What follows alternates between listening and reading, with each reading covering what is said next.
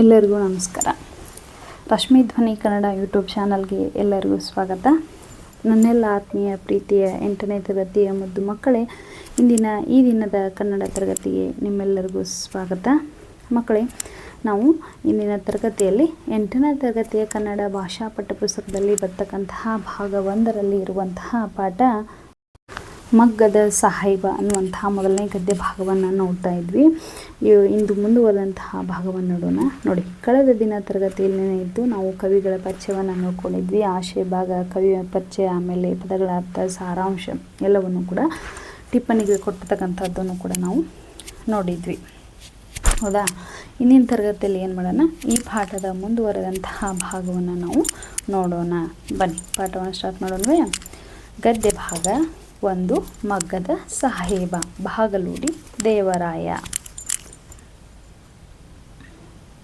ಮಗ್ಗದ ಸಾಹೇಬ ಅಂದರೆ ಅಬ್ದುಲ್ ರಹೀಂ ಸಾಹೇಬ. ನೋಡಿ, ನಾವಿಲ್ಲಿ ಯಾರಂತ ತಿಳ್ಕೊಬೇಕು. ಫಸ್ಟ್ ಮಗ್ಗದ ಸಾಹೇಬ ಪಾಠ ಇದೆ ಅಂದರೆ ಮಗ್ಗದ ಸಾಹೇಬ ಅಂದರೆ ಯಾರಂತೇಳಿ ನಾವು ಮೊದಲು ತಿಳ್ಕೊಬೇಕು. ಇಲ್ಲಿ ಮಗ್ಗದ ಸಾಹೇಬ ಅಂದರೆ ಯಾರು? ಅಬ್ದುಲ್ ರಹೀಂ ಸಾಹೇಬ ಅಂಥೇಳಿ. ಅವನು ಮಗ್ಗವನ್ನು ಮುಟ್ಟದೆ 20 ವರ್ಷಕ್ಕೂ ಹೆಚ್ಚಾಗಿದೆ. ನೋಡಿ, ಆತ ಮಗ್ಗವನ್ನು ಮುಟ್ಟದೆ ಎಷ್ಟು ವರ್ಷ ಆಗಿತ್ತು? 20 ವರ್ಷ ಆಗಿತ್ತು. ಆದರೂ ಕೂಡ ಆತನನ್ನು ಜನ ಏನಂತ ಕರಿತಾಯಿದ್ರು?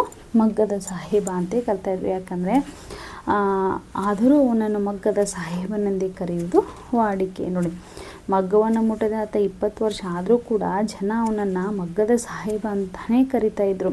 ಯಾಕೆ ಕರಿತಾಯಿದ್ರಪ್ಪ ಅಂತಂದರೆ, ನೋಡಿ, ಆತ 20 ವರ್ಷ ಆದರೂ ಕೂಡ ಆತನ ಮಗ್ಗದ ಸಾಹೇಬ ಅಂತ ಕರಿತಾಯಿದ್ರು. ಅವರ ಪೂರ್ವಜರು ಸಾಹೇಬ್ ಬಹದ್ದೂರ್ ಮಗ್ಗದ ಹುಸೇನ್ ಸಾಹೇಬರು ಜನಪ್ರಿಯ ಮತ್ತು ಧನವಂತ ವ್ಯಕ್ತಿ ಆಗಿದ್ದರು. ನೋಡಿ, ಅವ್ರ ಮನೆಯಲ್ಲಿರ್ತಕ್ಕಂತಹ ಪೂರ್ವಜರು ಏನು ಹಿರಿಯರಿದ್ರಲ್ಲ, ಅವರು ಸಾಹೇಬ್ ಬಹದ್ದೂರ್ ಮಗ್ಗದ ಹುಸೇನ ಅಂತೇಳಿ ಅವ್ರು ತುಂಬ ಫೇಮಸ್ ಆಗಿದ್ರು. ನೋಡಿ, ಸಾಹೇಬ್ ಬಹದ್ದೂರ್ ಅಂತಂದರೆ ಏನಪ್ಪ ಅಂದರೆ ಬಿರುದು ಅದೊಂದು. ಆಗ ಮೊಘಲರ ರಾಜರ ಆಳ್ವಿಕೆ ಸಂದರ್ಭದಲ್ಲಿ ಸಮಾಜದ ಗಣ್ಯ ವ್ಯಕ್ತಿಗಳಿಗೆ ಕೊಡ್ತಕ್ಕಂತಹ ಒಂದು ಗೌರವಪೂರ್ವಕವಾಗಿರ್ತಕ್ಕಂತಹ ಬಿರುದು. ಆ ಬಿರುದನ್ನು ಆಗಿನ ಕಾಲದಲ್ಲಿ ಮೊಘಲ್ ರಾಜರು ಆ ಊರಲ್ಲಿ ಯಾರು ಗಣ್ಯ ವ್ಯಕ್ತಿಗಳದಲ್ಲ, ಫೇಮಸ್ ವ್ಯಕ್ತಿಗಳದಲ್ಲ, ಅವ್ರಿಗೆ ಅವರು ಕೊಡ್ತಾಯಿದ್ರು. ಹೀಗಾಗಿ ಅವರು ಕೊಡ್ತಕ್ಕಂತಹ ಆ ಬಿರುದಿಗೆ ಸಾಹೇಬ್ ಬಹದ್ದೂರ್ ಅಂತ ಕರಿತಾಯಿದ್ರು. ಹೀಗಾಗಿ ಇವ್ರ ಪೂರ್ವಜರು ಯಾರಿದ್ರಲ್ವ, ಯಾರು ಹುಸೇನ್ ಅನ್ನೋರು, ಅವ್ರಿಗೂ ಕೂಡ ಏನಾಯಿತು, ಸಾಹೇಬ್ ಬಹದ್ದೂರ್ ಅನ್ನುವಂಥ ಒಂದು ಬಿರುದು ಬಂದಿತ್ತು. ಹೀಗಾಗಿ ಅವರನ್ನು ಜನ ಏನಂತ ಕರಿತಾಯಿದ್ರು? ಸಾಹೇಬ್ ಬಹದ್ದೂರ್ ಮಗ್ಗದ ಹುಸೇನ್ ಸಾಹೇಬರು ಅಂಥೇಳಿ ಕರಿತಾಯಿದ್ರು. ಜನಪ್ರಿಯ ಮತ್ತು ಧನವಂತ ವ್ಯಕ್ತಿಯಾಗಿದ್ರು. ನೋಡಿ, ಅವ್ರ ವ್ಯಕ್ತಿತ್ವ ಹೇಗಿದೆ ಅಂತ ತುಂಬ ಜನಪ್ರಿಯತೆಯನ್ನು ಪಡೆದುಕೊಂಡಿದ್ದರು. ಅದೇ ರೀತಿಯಾಗಿ ಅವರು ಧನವಂತ ವ್ಯಕ್ತಿ ಕೂಡ ಅವರು ಆಗಿದ್ದರು. ಅವರು ಮಸೀದಿ ಮಾತ್ರವಲ್ಲ, ದೇವಸ್ಥಾನವನ್ನು ಕೂಡ ಕಟ್ಟಿಸಿದರು. ನೋಡಿ, ಅವರು ತಮ್ಮ ಧರ್ಮದವರಿಗೆ ಸೀಮಿತವಾದಂತಹ ಮಸೀದಿಯನ್ನು ಮಾತ್ರ ಕಟ್ಟಿಸಲಿಲ್ಲ, ಅದರ ಜೊತೆಗೆ ಎಲ್ಲರೂ ಬೇಕಾಗುವಂತಹ ದೇವಸ್ಥಾನವನ್ನು ಅವ್ರು ಏನು ಮಾಡಿದ್ರು, ಕಟ್ಟಿಸಿದ್ರು. ನೋಡಿ, ಅವರು ಮಸೀದಿ ಅಷ್ಟೇ ಅಲ್ಲದೆ ದೇವಸ್ಥಾನ ಕಟ್ಟಿಸಿದರೆ ಇದೊಂದು ಧಾರ್ಮಿಕ ಸಹಿಷ್ಣುತೆಯನ್ನು, ಅವ್ರ ವ್ಯಕ್ತಿತ್ವ ಎಂಥದ್ದು ಅನ್ನೋದನ್ನು ಇದು ತೋರಿಸಿಕೊಡುತ್ತೆ. ಇಂದಿಗೂ ಈ ದೇವಸ್ಥಾನದಲ್ಲಿ ರಥೋತ್ಸವದ ಸಮಯದಲ್ಲಿ ಅವರ ಮನೆತನದ ಹಿರಿಯ ಪ್ರತಿನಿಧಿಗೆ ಎಲ್ಲರಿಗಿಂತಲೂ ಮುಂದಾಗಿ ಪ್ರಸಾದವನ್ನು ಪಡೆಯುವ ಹಕ್ಕಿದೆ. ನೋಡಿ, ಎಂಥ ಅದ್ಭುತ ಅಲ್ವಾ?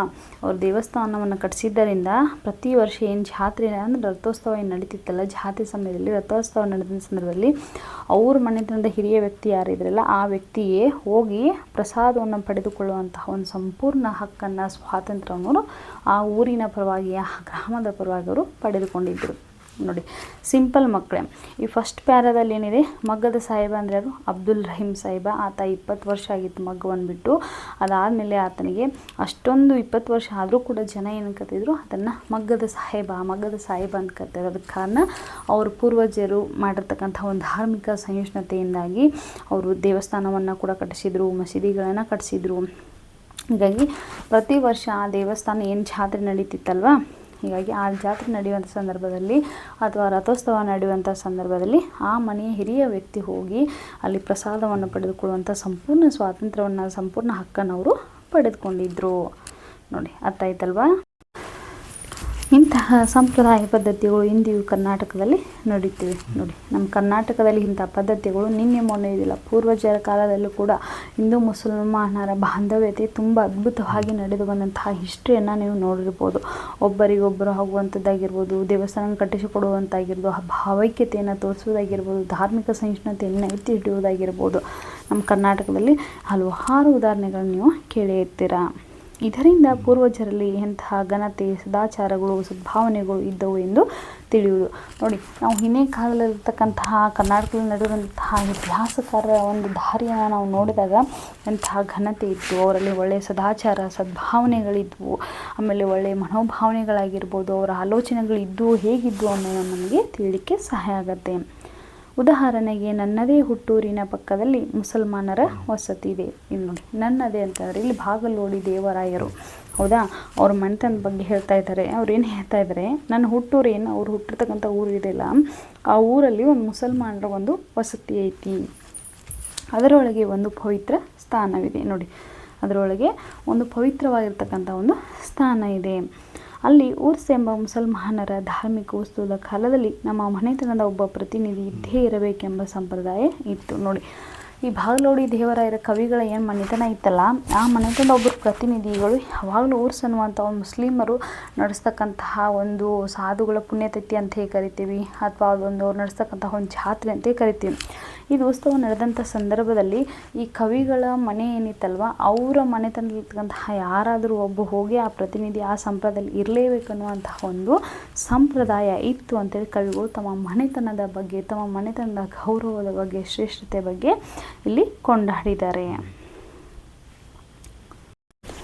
ಹಾಗೆಯೇ ಗಣೇಶ ಚತುರ್ಥಿ, ಕೃಷ್ಣಾಷ್ಟಮಿಗಳ ಮರುದಿನ ಮುಸಲ್ಮಾನ್ ಸಮಾಜದ ಪ್ರತಿಷ್ಠಿತ ಮುಖ್ಯಸ್ಥರು ನಮ್ಮ ಮನೆಗೆ ಬರುವುದು, ಕುಶಲೋಪಚಾರ ಮಾತನಾಡುವುದು, ನಾವು ಅವರಿಗೆ ಮೋದಕ, ಉಂಡೆ, ಚಕ್ಕುಲಿ ಇತ್ಯಾದಿ ಹಬ್ಬದ ಭಕ್ಷ್ಯಭೋಜಗಳನ್ನು ವಿತರಣೆ ಮಾಡುವ ಸಂಪ್ರದಾಯವಿತ್ತು.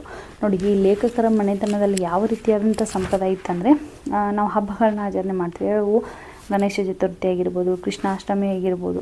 ಈಗ ಈ ಹಬ್ಬಗಳನ್ನ ಮಾಡಿದ ಸಂದರ್ಭದಲ್ಲಿ ಅದರ ಮಾರನೇ ದಿನ ಮುಸಲ್ಮಾನ್ ಬಾಂಧವರು ಏನು ಮಾಡ್ತಾಯಿದ್ರು ಅಂದರೆ, ಆ ಸಮಾಜಕ್ಕೆ ಸಂಬಂಧಪಟ್ಟಂತಹ ಪ್ರತಿಷ್ಠಿತ ಗಣ್ಯ ವ್ಯಕ್ತಿಗಳು ಲೇಖಕರ ಮನೆಗೆ ಬರ್ತಾಯಿದ್ರಂತೆ. ಅವ್ರ ಮನೆಗೆ ಬಂದು ಕುಶಲೋಪಚಾರ, ಹೇಗಿದ್ದೀರಾ, ಎತ್ತ, ಏನು, ಹೇಗೆ ಸಮಾಚಾರ ಅನ್ನುವಂಥ ಕುಶಲೋಪಚಾರನ ಉಭಯ ಕುಶಲೋಪಚಾರ ಅಂತ ಕರಿತೀವಿ. ಅಂತಂದರೆ ಒಬ್ಬರಿಗೊಬ್ಬರು ಮಾತನಾಡುವುದಾಗಿರ್ಬೋದು.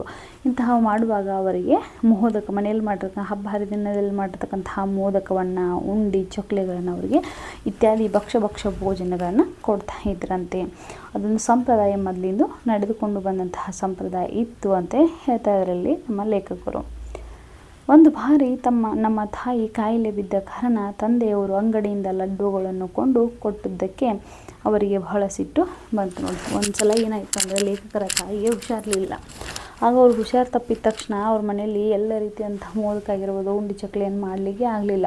ಹೀಗಾಗಿ ಅವರು ಮನೆ ಬಂದಂತಹ ವ್ಯಕ್ತಿಗಳಿಗೆ ಕೊಡಬೇಕಲ್ಲ. ಹೀಗಾಗಿ ಅವ್ರ ತಂದೆಯವರು ಏನು ಮಾಡಿದ್ರು, ಅಂಗಡಿಗೆ ಹೋಗಿ ಕೆಲವೊಂದು ರೀತಿಯ ಲಡ್ಡುಗಳನ್ನು ತೆಗೆದುಕೊಂಡು ಬಂದು ಅವ್ರು ಬಂದಿರತಕ್ಕಂತಹ ಗಣ್ಯ ವ್ಯಕ್ತಿಗೆ ಕೊಟ್ಟರಂತೆ. ಆಗ ಅವ್ರಿಗೆ ಏನಾಗ್ಬಿಡ್ತು, ಇವರು ಮನೆಯಲ್ಲಿ ಮಾಡಿಲ್ಲ, ಹೊರಗಡೆನೇ ತೊಗೊಂಬಂದು ಕೊಡ್ತಾ ಇದ್ರಲ್ಲಪ್ಪ ಅಂತೇಳಿ ಅವರಿಗೆ ಭಾಳ ಸಿಟ್ಟು ಬಂತಂತೆ. ರಾಯರೇ, ಅಂಗಡಿಯಿಂದ ತೆಗೆದುಕೊಳ್ಳಲು ನಮ್ಮಲ್ಲಿ ಹಣವಿಲ್ಲವೇ? ನೋಡಿ, ಅವಾಗ ಅವ್ರು ಏನು ಮಾಡ್ತಾರೆ, ಪ್ರಶ್ನೆ ಮಾಡ್ತಾರೆ, ರಾಯರೇ, ನೀವು ಅಂಗಡಿಯಿಂದ ಹೋಗಿ ಸ್ವೀಟನ್ನು ತೊಗೊಂಬಂದು ಉಂಡಿಯನ್ನು ಕೊಟ್ಟಿದ್ರಲ್ಲ, ನಮ್ಮ ಕಡೆ ಏನು ದುಡ್ಡಿಲ್ಲ ಅಂತ ತಿಳ್ಕೊಂಡಿರೋಣ. ಮನೆಯಲ್ಲಿ ಕಾಯಿಲೆ ಇದ್ದರೆ ಒಂದು ತುಂಡು ಬೆಲ್ಲವನ್ನು, ಕಲ್ಲು ಸಕ್ಕರೆ, ಹರಳನ್ನು ಕೊಡಿ. ನೋಡಿ, ನಿಮ್ಮ ಮನೇಲಿ ಕಾಯಿಲೆ ಇದೆ ಅಂತ ಹೇಳ್ತಾ ಇದ್ದೀರಾ ನಿಮ್ಮ ಧರ್ಮಪತ್ನಿಗೆ, ನಮಗೇನು ಬೇಜಾರಿಲ್ಲ.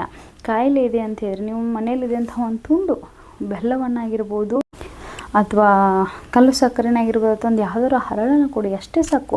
ಅದನ್ನೇ ತಿನ್ನು ನಾವು ತೃಪ್ತಿಯಿಂದ ಹೋಗ್ತೀವಿ.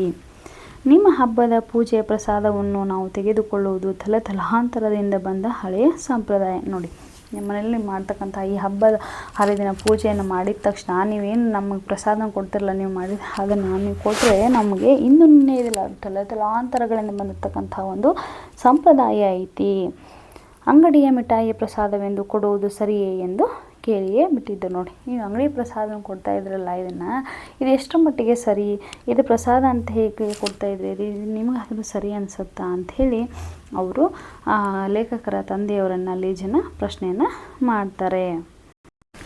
ಅದು ಹೇಗೆ ಇರಲಿ, ಈಗ ಅಬ್ದುಲ್ ರಹೀಮನಿಗೆ ಮಗ್ಗದ ಸಾಹೇಬ ಎಂದು ಹೇಳಿದರೆ ಬಹು ಸಿಟ್ಟು ಬರುತ್ತಿತ್ತು ನೋಡಿ. ಅದು ಏನೇ ಇರಲಿ, ಮಗ್ಗದ ಸಾಹೇಬನಿಗೆ ಅಂತ ಯಾರಾದರೂ ಅಬ್ದುಲ್ ರಹೀಮನ ಕರೆದ್ರೆ ಭಾಳಷ್ಟು ಸಿಟ್ಟು ಬರ್ತಾಯಿತ್ತು. ಯಾಕೆ ಸಿಟ್ಟು ಬರ್ತಾಯಿತ್ತು ಅಂದರೆ, ಅನಿಷ್ಟ ಮಗ್ಗದ ಹೆಸರೆತ್ತಬೇಡಿ, ಮಗ್ಗವಲ್ಲ ಕೊರಳಿಗೆ ಹಗ್ಗ ಎಂಬುದು ಆತನ ನಿರಾಶೆ ರೋಷಗಳ ಉದ್ಗಾರವಾಗಿತ್ತು ನೋಡಿ. ಆತನಿಗೆ ಮಗ್ಗದಿಂದ ಎಷ್ಟೊಂದು ಸಿಟ್ಟಾಗಿತ್ತಪ್ಪ ಅಂದರೆ, ಅದರಿಂದ ಅವ್ರಿಗೆ ನಷ್ಟ ಆಗಿರಬೇಕಲ್ವಾ. ಲಾಭ ಆದರೆ ಯಾರಾದರೂ ಹಾಗೆ ಬೈತಾರೆ, ಇಲ್ಲ, ನಷ್ಟ ಆಗಿದ್ದಕ್ಕಾಗಿ ಅವ್ರು ಏನು ಮಾಡಿದರು, ಆ ರೀತಿ ಬೈತಾಯಿದ್ರು. ಏನಂತ ಬೈತಾಯಿದ್ರು, ಯಾರಾದರೂ ಆತನಿಗೆ ರಹೀಮನಿಗೆ ಕರೆದು ಮಗದ ಸಾಹೇಬ ಅಂದರೆ ಸಾಕು, ಆತನಿಗೆ ಸಿಕ್ಕಾಪಟ್ಟೆ ಕೋಪ ಬರ್ತಾಯಿತ್ತು. ಅವಾಗ ಏನಂತಿದ್ರು, ಆ ಅನಿಷ್ಟ ಮಗ್ಗದ ಹೆಸರನ್ನು ನೀವು ನನ್ನ ಮುಂದೆ ಹೇಳಲಿಕ್ಕೆ ಹೋಗಬೇಡಿ, ಅದು ಮಗ್ಗ ಅಲ್ಲ, ಅದು ಕೊರಳಿಗೆ ಹಗ್ಗ ಅಂತೇಳಿ ಆತನನ್ನು ಯಾರು ಕರಿತಿರುವಂತಹ ವ್ಯಕ್ತಿಗೆ ಅವರು ನೇರವಾಗಿ ಉತ್ತರವನ್ನು ಕೊಡ್ತಾಯಿದ್ರು. ಯಾಕೆ ಅಬ್ದುಲ್ ರಹೀಮರು ಮಗ್ಗದ ಸಾಹೇಬ ಅಂತ ಕರೆದು ಅಷ್ಟೊಂದು ಸಿಟ್ಟನ್ನು ಮಾಡ್ಕೋತಾ ಇದ್ರು, ಯಾಕೆ ಮಗ್ಗವಲ್ಲ ಅದು ಕೊರಳಿಗೆ ಹಗ್ಗ ಅಂತ ಹೇಳಿದ್ರಪ್ಪ ಅಂದರೆ ನೋಡಿ, ಮುಂದಿನ ಪ್ಯಾರಾದಲ್ಲಿ ಕೊಟ್ಟಿದ್ದಾರೆ. ಏಕೆಂದರೆ ಅವನ ಅಜ್ಜನ ಕಾಲದಲ್ಲಿ ಬ್ರಿಟಿಷರು ಅಗ್ಗದ ವಿಲಾಯಿತಿ ಮಿಲ್ಲಿನ ಬಟ್ಟೆಗಳನ್ನು ನಮ್ಮ ದೇಶದಲ್ಲಿ ಹೇರಿಬಿಟ್ಟರು ನೋಡಿ. ಅಂದಿನ ಕಾಲದಲ್ಲಿ ಬ್ರಿಟಿಷ್ ಆಳ್ವಿಕೆ ಮಾಡ್ತಾ ಇದ್ದಂತಹ ಕಾಲಮಾನ. ಆ ಕಾಲದಲ್ಲಿ ಅಗ್ಗದ ವಿಲಾಯಿತಿ ಮಿಲ್ಲಿನ ಬಟ್ಟೆಗಳನ್ನು ಏನು ಮಾಡಿದ್ರು, ನಮ್ಮ ದೇಶದಲ್ಲಿ ಎಲ್ಲರಿಗೂ ಬಿಟ್ಬಿಟ್ಟಿದ್ರು. ಅಲ್ಲಿವರೆಗೂ ಯಾವುದೂ ಕೂಡ ಗೊತ್ತಿರಲಿಲ್ಲ. ಕಡಿಮೆ ಬೆಲೆಯಲ್ಲಿ ನಿಮಗೆ ಇಂಥ ಬಟ್ಟೆಗೆ ಸಿಗ್ತಾವಂತ ನಮ್ಮ ದೇಶದಲ್ಲಿ ಇಟ್ಬಿಟ್ಟಿದ್ರು. ಅವೇನು ನಿಜಕ್ಕೆ ನಿಷ್ಕೃಷ್ಟ ವಸ್ತುಗಳು ನೋಡಿ. ಅವು ಅಷ್ಟೊಂದು ಕ್ವಾಲಿಟಿಯಾಗಿರಲಿಲ್ಲ, ಅಂದರೆ ತುಂಬ ಗುಣಮಟ್ಟದ್ದು ಅವು ಇರಲಿಲ್ಲ. 1 ವರ್ಷದ ಒಳಗೆ ಕಳೆಬರಗಳಾಗಿ ಹರಕು ಚಿಂದಿಯಾಗುವು ನೋಡಿ. 1 ವರ್ಷದವರೆಗೂ ಕೂಡ ಬರ್ತಾ ಇರಲಿಲ್ಲ. ಅವನ್ನ ನಾವು ಹೇಗೆ ಯೂಸ್ ಮಾಡ್ತಲ್ಲ ಅದ್ರ ಮೇಲೆ ಇರ್ತಾ ಇದ್ವು. ಅವು 1 ವರ್ಷದೊಳಗೆ ಹೆಂಗೆ ಕಾಣಿಸ್ತಂದ್ರೆ ಕಳೆಬರಗಳ ಹರಕು ಚಿಂದಿ ಬಟ್ಟೆ ಏನಂತ ಕರಿತೀವಲ್ಲ, ಆ ಚಿಂದಿ ಬಟ್ಟೆಗಳಾಗಿ ಅವು ಕಾಣಿಸ್ತಾ ಇದ್ದವು. ಬಣ್ಣವು 1 ತಿಂಗಳಲ್ಲಿ ವಿವರ್ಣವಾಗಿ 2 ತಿಂಗಳಲ್ಲಿ ಮಾಯವಾಗೋದು ನೋಡಿ. ಅದಕ್ಕೆ ಹಾಕಿರ್ತಕ್ಕಂತಹ ಬಟ್ಟೆಗೆ ಬಣ್ಣ ಏನಿತ್ತಲ್ಲ, ಅವುಗಳ ನೀರಲ್ಲಿ ಹಾಕಿ ಅದನ್ನು ವಾಶ್ ಮಾಡಿ ತೆಗೆದ ತಕ್ಷಣ ಆ ಬಣ್ಣ ಎಲ್ಲ ಕಡೆ ಹತ್ತಿ ಸ್ಪ್ರೆಡ್ ಆಗಿಬಿಡ್ತು, ವಿವರ್ಣ ಆಗ್ತಿತ್ತು. ಇದರಿಂದ 2 ತಿಂಗಳಲ್ಲಿ ಆ ಬಟ್ಟೆ ಕ್ವಾಲಿಟಿ ಏನಾಗ್ಬಿಡ್ತಿತ್ತು, ಹೋಗ್ತಾಯಿತ್ತು. ಆದರೇನು ಬಹು ಅಗ್ಗ, ಆದರೆ ಏನಾದರೂ ಆಗಲಿ, ಆದರೆ ತುಂಬ ಕಡಿಮೆ ಬೆಲೆಗೆ ಅದು ಸಿಗ್ತಾಯಿದ್ವು. ಜನರಿಗೆ ಬೇಕಾದದ್ದು ಅಗ್ಗದ ವಸ್ತು ನೋಡಿ. ನಮ್ಮ ಜನತೆಗೆ ಬೇಕಾಗಿರ್ತಕ್ಕಂತಹ ವಸ್ತು ಅದು ತುಂಬ ಅಗ್ಗದಾಗಿರ್ತಕ್ಕಂತಹ ವಸ್ತು ಬೇಕು. ಗುಣಮಟ್ಟದ ಏನು ಕೇಳಲ್ಲ ನಮ್ಮ ಜನ, ಬರೀ ಕಡಿಮೆ ಬೆಲೆಯಲ್ಲಿ ಸಿಕ್ಕರೆ ಸಾಕಂತ ತೊಗೊಳ್ಳಿಕ್ಕೆ ನಿಂದಿರ್ತಾರೋ ಅಂಥೇಳಿ ಕವಿಗಳು ಇಲ್ಲಿ ಪರೋಕ್ಷವಾಗಿ ಹೇಳ್ತಾ ಇದ್ದಾರೆ. ಅಗ್ಗದ ಮಾಲಿನದೇ ಆಧಿಪತ್ಯವಾಯಿತು, ಮಗ್ಗದವರು ಭಿಕಾರಿಗಳೆಲ್ಲರೂ ಅವರ ಅನ್ನಕ್ಕೆ ಸಂಚಕಾರವಾಯಿತು. ಯಾವಾಗ ಬ್ರಿಟಿಷರು ಬಂದು ನಮ್ಮ ದೇಶದಲ್ಲಿ ಕಡಿಮೆ ಬೆಲೆಯ ಬಟ್ಟೆಗಳನ್ನ ಅವರು ಕಂಪನಿಯಿಂದ ಕೊಡಲಿಕ್ಕೆ ಜನರಿಗೆ ಪ್ರಾರಂಭ ಮಾಡಿದ್ರು, ಆವಾಗ ನಮ್ಮ ದೇಶದಲ್ಲಿರ್ತಕ್ಕಂತಹ ಅದೆಷ್ಟೋ ಮಗ್ಗಗಳು ಏನಾಗ್ಬಿಟ್ಟು ಮುಚ್ಚೋಗ್ಬಿಟ್ಟು, ಅದಕ್ಕೆ ಯಾರು ಕೂಡ ಒಬ್ಬರು ಬೆಲೆಗೆ ಕೊಡ್ದಂಗೆ ಆಗಿಬಿಡ್ತು. ಅಂದರೆ ಯಾರು ಕೂಡ ಅದಕ್ಕೆ ಅಷ್ಟೊಂದು ಇಂಟ್ರೆಸ್ಟನ್ನು ತೋರಿಸ್ಲಿಲ್ಲ. ನಮ್ಮ ಮಕ್ಕಳಿಗೆ ಕಡಿಮೆ ಬೆಲೆ ಬಟ್ಟೆ ಸಿಗ್ತಾ ಇದೆ ಬಿಡಪ್ಪ ಅನ್ನುವಂತಹ ಮನೋಭಾವ ಉಳ್ಳಂತಹ ಜನತೆ ಏನಾಯಿತು ಆಗ ಇತ್ತು. ಆವಾಗ ಎಲ್ಲ ಮಗ್ಗಗಳು ಮುಚ್ಚಿದ ತಕ್ಷಣ ಎಷ್ಟೋ ಮಗ್ಗದ ಕುಟುಂಬಗಳು ಬೀದಿಗೆ ಬಂದವು. ಅವರು ತಿನ್ನತಕ್ಕಂತಹ ಒಂದೊಂದು ಹೊತ್ತಿನ ಊಟವೂ ಕೂಡ ಅವರೇನಾಯಿತು ಪರದಾಡುವಂತಹ ಒಂದು ಪರಿಸ್ಥಿತಿ ಬಂತು. ಪಾಪ ಅಬ್ದುಲ್ ರಹೀಮನ ಗತಿ, ಹಿರಿಯರು ಕಟ್ಟಿದ ಭವ್ಯವಾದ ಹಳೆಯ ಕಾಲದ ಮನೆ ನೋಡಿ. ಇಂಥ ಸಂದರ್ಭದಲ್ಲಿ ಅಬ್ದುಲ್ ರಹೀಮರಿಗೆ ಏನು ಮಾಡಬೇಕಪ್ಪ ಅಂದರೆ, ಅವ್ರ ಗತಿ ಏನಾಯ್ತಪ್ಪ ಅಂದರೆ, ಅವ್ರು ಇರ್ಲಿಕ್ಕೆ ಮನೆ ಕೂಡ ಇಲ್ಲ. ಆದರೆ ಹಿರಿಯರು ಕಟ್ಟಿರ್ತಕ್ಕಂಥ ಒಂದು ಹಳೆಯ ಕಾಲದ ಮನೆ ಇತ್ತು, ಭವ್ಯವಾದಂತಹ ಮನೆ ಇತ್ತದು. ಆ ಮನೆಯಲ್ಲಿ ಕೂಡ ಅವರು ವಾಸವಾಗಿದ್ದರು. ವಿಶಾಲವಾದ ತೋಟ ನೋಡಿ. ಆ ಮನೆ ಹಳೆ ಕಾಲದ ಮನೆ ಆಗಿದ್ರೂ ಕೂಡ ವಿಶಾಲವಾಗಿರ್ತಕ್ಕಂತಹ ತೋಟವನ್ನು ಹೊಂದಿತ್ತು. ಆದರೆ ಮಗ್ಗಗಳೆಲ್ಲ ಧೂಳು ತುಂಬಿ ಜೇಡಿನ ಬಲೆಗಳಿಂದ ಆಚ್ಛಾದಿತವಾಗಿವೆ. ಆದರೆ ಮಗ್ಗಗಳೆಲ್ಲ ಏನಾಗಿತ್ತು ಅಂದರೆ ಸಿಕ್ಕಾಪಟ್ಟೆ ಧೂಳನ್ನು ಹಿಡಿದಿದ್ವು. ಆ ಧೂಳು ತುಂಬಿ ಅವೇನಾಗಿತ್ತು ಅಂದರೆ ಮುಚ್ಚಲ್ಪಟ್ಬಿಟ್ಟಿದ್ವು. ಹೌದಾ, ಜೇಡಿನ ಬಲೆಗಳಿಂದ ಸಾಕಷ್ಟು ಮುಚ್ಚೋಗ್ಬಿಟ್ಟಿದ್ವಿ. ಮನೆಯಲ್ಲಿ ಊಟಕ್ಕಿದೆಯೋ ಇಲ್ಲವೋ ಎಂಬುದಂತ ಇದೆ. ಆದರೆ ಹೊರಗಡೆ ಹೋದರೂ ಕೂಡ ಅವರಿಗೆ ಏನು ಚಿಂತೆ ಕಾಡ್ತಾಯಿತ್ತು, ಮನೆಯಲ್ಲಿ ಇವತ್ತು ರಾತ್ರಿ ಊಟವನ್ನು ಮಾಡಲಿಕ್ಕೆ ಏನಾದರೂ ಇದೆಯಾ ಇಲ್ಲ ಅಂಥೇಳಿ ಅವರು ತುಂಬ ಚಿಂತೆಯನ್ನು ಮಾಡ್ತಾಯಿದ್ರು. ಈಗ ಅವನಿಗೆ ಒಂದೇ ಹಠ, ಒಂದೇ ವೃತ್ತ. ಅವನ 3 ಗಂಡು ಮಕ್ಕಳಿಗೆ ಒಂದಿಷ್ಟಾದರೂ ವಿದ್ಯಾಭ್ಯಾಸ ಕೊಡಿಸಿ ಸರ್ಕಾರಿ ನೌಕರನಾಗಿ ಮಾಡಬೇಕು ಎಂದು ನೋಡಿ.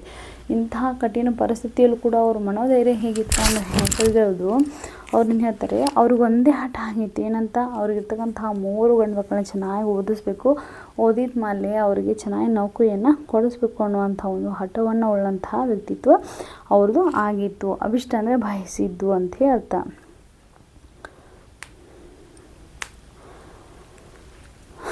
ವಿದ್ಯಾಭ್ಯಾಸ ಕೊಡಿಸಿ ಅವ್ರಿಗೆ ಗೌರ್ಮೆಂಟ್ ನೌಕರಿಯನ್ನಾಗಿ ಮಾಡಬೇಕು ಅನ್ನುವಂಥದ್ದು ಒಂದು ಥೀಮ್ ಇತ್ತು.